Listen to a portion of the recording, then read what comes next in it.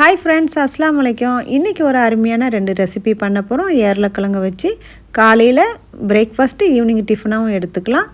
வாங்க, ரொம்ப ஆரோக்கியமாவும் ரொம்ப டேஸ்டியாவும் இருக்கும். ரொம்ப சிம்பிளாவும் செஞ்சிரலாம். இப்போ இதுக்கு நான் 1 கிலோ ஏர்லக்கிழங்கு வாங்கியிருக்கேன், மரவள்ளி கிழங்கு. இந்த கிழங்கு வந்து நம்ம இப்போ தோலெல்லாம் நீக்கிக்கலாம். நீங்கள் வாங்கும்போது வேறு இல்லாமல் பார்த்து வாங்கிக்கோங்க. நல்ல முத்தின தான் வாங்க, நல்லா டேஸ்ட்டாக இருக்கும், நல்ல மாவு மாதிரி இருக்கும். இப்போ இந்த மாதிரி நம்ம பார்த்து வாங்கிக்கலாம்.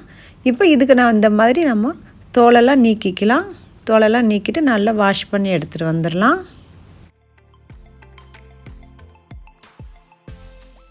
இப்போ தோலையெல்லாம் நீக்கியாச்சு. இந்த சைடில் உள்ளது லைட்டாக இருக்கிறத நம்ம கட் பண்ணி எடுத்துக்கலாம். கொஞ்சம் ஓப்பனாக இருக்கும்போது கொஞ்சம் கருத்தாப்பில் இருக்கும், அந்த இடத்துல இந்த மாதிரி கட் பண்ணி எடுத்துக்கோங்க.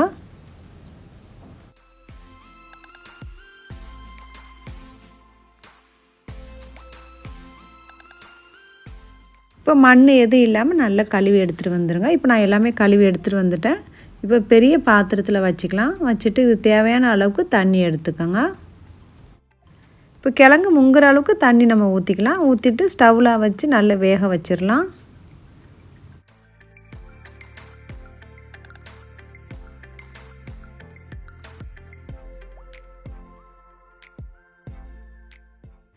இதுக்கு ஒரு மூடி போட்டு மூடிடுங்க. அப்போ சீக்கிரமாக நான் குயிக்காக வேக ஆரம்பிச்சிடும்.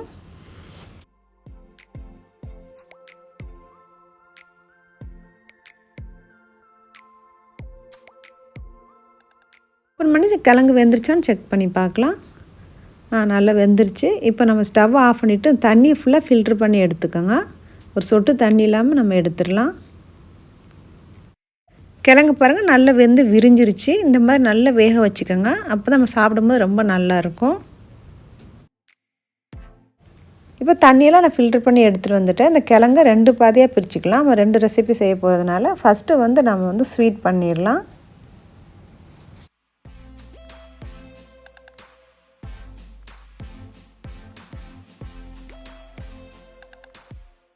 இப்போ இது கூட 1/2 டீஸ்பூன் உப்பு சேர்த்துக்கோங்க. இப்போ இது கூட 2 டேபிள் ஸ்பூன் சுகர் சேர்த்துக்கோங்க. நான் ப்ரௌன் சுகர் சேர்க்குறேன். நீங்கள் நாட்டு வெல்லம் வேணாலும் சேர்த்துக்கோங்க, உங்கள் விருப்பம்தான். இது கூட 2 டீஸ்பூனு நெய் சேர்த்துக்கோங்க. நெய் சேர்க்கும்போது நல்லா டேஸ்ட்டாகவும் மணமாக இருக்கும். நெய் நம்ம இது கூட சேர்த்துக்கலாம். இது கூட 1/4 கப்பு தேங்காய் பூ சேர்த்துட்டு நல்லா மசிச்சு விட்டுருங்க. எல்லாம் ஒன்றா சேர்கிற மாதிரி நல்லா மிக்ஸ் பண்ணிடுங்க.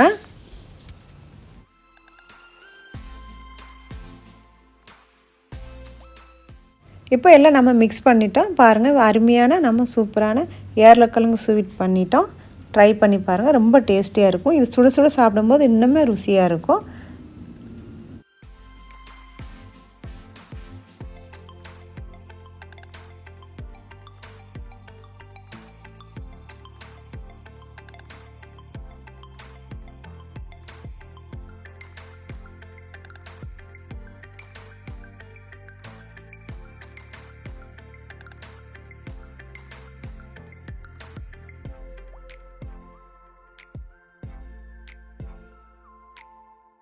இப்போ 2வது ரெசிபி நம்ம கொஞ்சம் காரமாக செய்ய போகிறோம். இப்போ ஏர்லக்கிழங்கு ரொட்டி பண்ண போகிறோம்.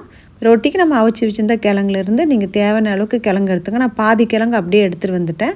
கிழங்கு கை வச்சு நல்லா மசிச்சுக்கோங்க. மசிச்சுனா 1 டீஸ்பூன் அளவுக்கு உப்பு எடுத்துருக்கேன். உப்பு நீங்கள் தேவைக்கு ஏற்ற மாதிரி சேர்த்துக்கோங்க. அந்த உப்பு நம்ம இதில் சேர்த்துட்டு இந்த உப்பு கரையிறதுக்கு வேண்டி கொஞ்சம் தண்ணி தொளித்து நல்லா பிசைஞ்சிக்கோங்க. அந்த உப்பு நல்லா கரையிட்டும். கரைஞ்ச அப்புறமா இதுக்கு வந்து நான் வந்து 1 கப்பு அளவுக்கு அரிசி மாவு எடுத்திருக்கேன். இப்போ மாவு சேர்த்துப்புறமா 1/2 கப்பு தேங்காய் பூ சேர்த்துக்கோங்க. தேங்காய் பூ சேர்த்துட்டு 1 டீஸ்பூன் அளவுக்கு நம்ம சில்லி பவுடர் சேர்க்கலாம். இப்போ எல்லாம் சேர்த்தப்புறம் நம்ம எப்படி சப்பாத்தி மாவு நம்ம பிசையுமோ அதே மாதிரி நல்லா கை வச்சு பிசைஞ்சுக்கோங்க. ஈஸியாக தான் இருக்கும் பிசையறதுக்கு, ரொம்ப சாஃப்டாக இருக்கும். கொஞ்சம் தண்ணி தேவைப்படும். நம்ம அரிசி மாவு போட்டுக்கனால லைட்டாக நீங்கள் தண்ணி தொளித்து நம்ம வந்து சப்பாத்தி மாவு அளவுக்கு நீங்கள் மாவு பிசைஞ்சு எடுத்துக்கோங்க.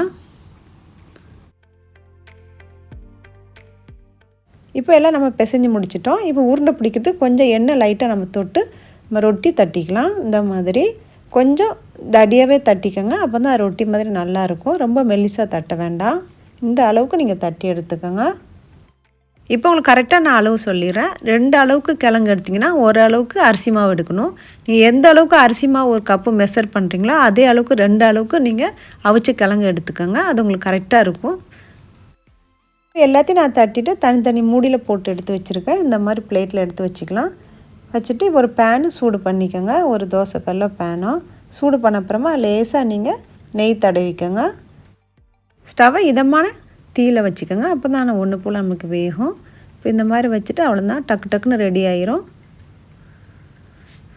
பெரட்டின அப்புறமா லேசாக மறுபடியும் கொஞ்சம் நெய் தடவிக்கோங்க.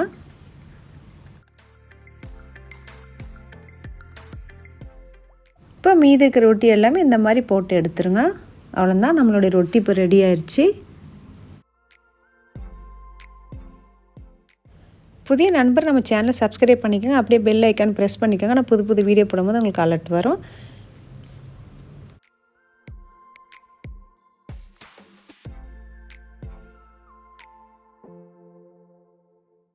இந்த 2 ரெசிபியும் கண்டிப்பாக நீங்கள் ட்ரை பண்ணி பாருங்கள். ரொம்ப டேஸ்டியாக இருக்கும், நல்ல ஃபில்லிங்காகவும் இருக்கும், ரொம்ப ஹெல்த்தியாகவும் இருக்கும்.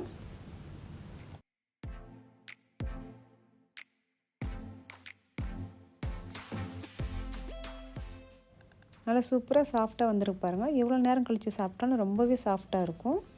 ட்ரை பண்ணி பாருங்கள்.